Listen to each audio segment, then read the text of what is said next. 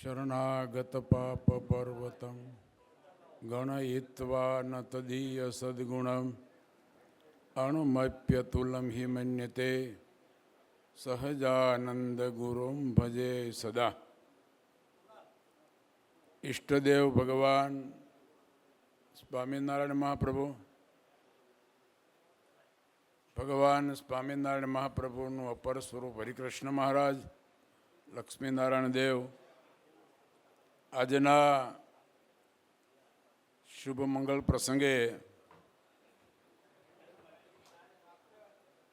સત્સંગ મહાસભાના પ્રમુખ એવં સૌ સંતોના હૃદય સમ્રાટ પરમ પૂજ્ય શાસ્ત્રી સ્વામી નૌતમ પ્રકાશદાસજી સ્વામી, મંચસ્થ સૌ પરમ પૂજ્ય સનાતન ધર્મ સમ્રાટ સંત મહાનુભાવો,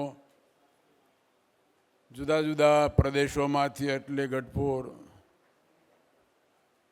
વડતાલ, જુનાગઢ, ધોળેરા, વિવિધ ધામો અને સંસ્થાઓમાંથી ખાસ પધારેલા પરમ પૂજ્ય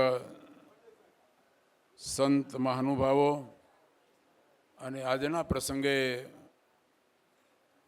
પરમ પૂજ્ય નૌતમ સ્વામીના 54મા વાર્ષિક એટલે વર્ષગાંઠ નિમિત્તે સૌ શુભેચ્છા પાઠવવા માટે પધારેલા એવા સૌ સત્સંગી મહાનુભાવો, અહીંની પાઠશાળાના સંસ્કૃતનો અભ્યાસ કરતા વિદ્યાર્થી સંતો અને ભૂદેવો, સૌને મારા ભાવથી જય સ્વામિનારાયણ.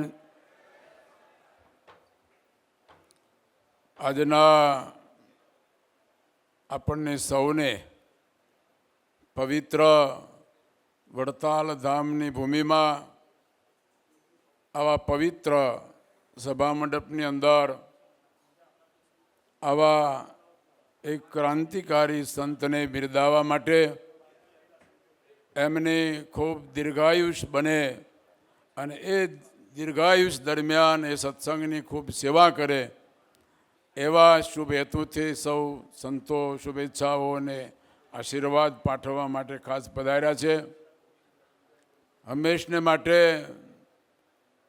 આ જગતમાં અને દુનિયામાં સન્માન કોનું થતું હોય છે કે જેનામાં સદ્ગુણો હોય, જેમના સમાજલક્ષી કાર્યો હોય, જેમને સ્વપરથી પણ દૂર હોય છે એવું વ્યક્તિત્વ જે હોય એ વ્યક્તિને હરમેશને માટે સન્માન મળતું હોય છે.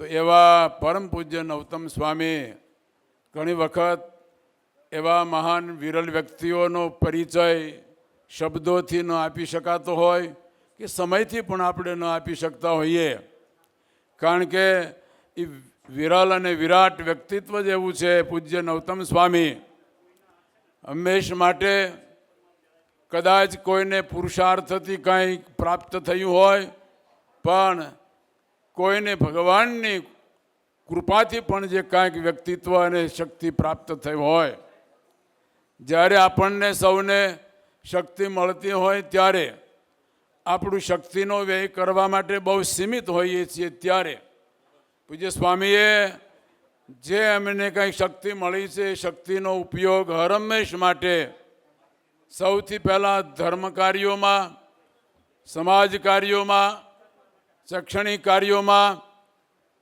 અને દેવલક્ષી જે કાર્યો એની અંદર સ્વામીએ હરમેશ જેનો એક એક શ્વાસ, જેના જીવનના એક એક શ્વાસની આહુતિઓ પણ જેમણે ધર્મ કાર્યોમાં, સમાજના કાર્યોમાં અને એમણે એમનું યોગદાન જ્યારે આપ્યું છે, ત્યારે આપ સૌને એક ચોક્કસ હું કહું કે એવા સંત, એનું નામ કહેવાય કે સંસારને છોડીને સમાજની જે ચિંતા કરે, સંસાર તો જેણે ત્યાગ કરી દીધો છતાંય પણ સમાજની ચિંતા કરે એવા વિરલ વિભૂતિ સંત એટલે પૂજ્ય નૌતમ પ્રકાશદાસજી સ્વામી.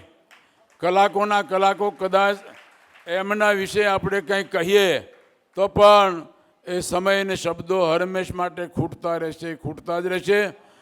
એવા સંત આપણને જ્યારે મળ્યા છે ત્યારે ખરેખર આજ પણ આપણે કોઈ આઝાદીના લડવૈયાઓ મહાત્મા ગાંધી અને સરદાર પટેલને પણ આપણે યાદ કરીએ છીએ, કારણ કે આપણને એક આઝાદીઓ અપાવી, એમ આપણા સંપ્રદાયની અંદર પણ જેમણે બહુ મોટી આઝાદી અપાવી છે, એમાં જેમનું બહુ મોટું યોગદાન છે, એવા બે વ્યક્તિઓને મારે નમન કરવા પડે. એક પૂજ્ય નવતમ સ્વામી અને એક પૂજ્ય બાપુ સ્વામી, કે એમણે બહુ મોટી જવાબદારી નિભાવીને સત્સંગ માટે એવું જે યોગદાન આપ્યું છે, એ યોગદાનનો બદલો આપણે ક્યારેય આપી જ ન શકીએ. પણ પ્રાસંગિક જ્યારે આ પૂજ્ય સ્વામીનો 54મો વાર્ષિક પ્રસંગ છે, ત્યારે આપણે પ્રભુને પ્રાર્થના કરીએ કે એવા સંતને બહુ દીર્ઘાયુષ આપે, મનથી, બુદ્ધિથી અને શરીરથી.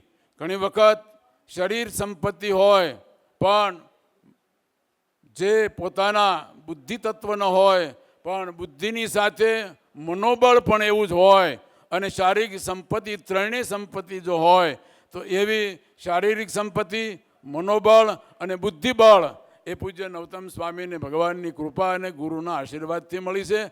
તો એવા બુદ્ધિબળ સાથે, મનોબળ સાથે અને શારીરિક બળ સાથે પણ આજ આવા વિરલ સંત પૂજ્ય નવતમ સ્વામી ખૂબ ખૂબ સત્સંગની અપાર સેવા કરી રહ્યા છે. ત્યારે વિશેષ કંઈ કહેવાનું ન હોય. હંમેશા કોઈ વ્યક્તિનો પરિચય એ હંમેશા એના સદ્ગુણોથી જ હોય. એક કવિએ બહુ સરસ મજાની ઉક્તિ કહી છે કે ચાંદ કી પહેચાન ગગન સે નહીં લેકિન પ્રકાશ છે. चांद की पहचान गगन से नहीं लेकिन प्रकाश से, फूलों की पहचान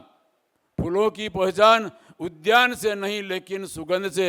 एम आवा महान पूज्य नवतम स्वामी जेवा संतों की पहचान कहने से नहीं लेकिन कार्य से. आज तमे जाओ आदिवासी एरिया में जेना 200 गामडाओ है, छोटाउदेपुर तालुकाना, एक ज्यां कोई खबर नहोती मानवतानी बात, પણ આજ એક એક વ્યક્તિઓના મોઢે, બાળકોના મોઢે સરસ મજાની ભગવાનની ધૂન થાય, ભગવાનના કીર્તનો ગવાય, ભગવાનની ચેષ્ટાઓના પદ ગવાય, ભગવાનની સરસ મજાની આરતીઓ થાય. સ્વામિનારાયણ ભગવાન કોણ છે આવી જો ઓળખાણ કરાવી હોય એક એક છેવાડાના વ્યક્તિઓને, તો પૂજ્ય નવતમ સ્વામીને આપણે સૌ નમન કરીએ. કારણ કે એક ઘડવીઓ હોય, મૂર્તિને કંડારનારો હોય ને, તો શિલ્પકારને આપણે નવાજીએ કે વાહ, સરસ મજાની તમે મૂર્તિ બનાવી.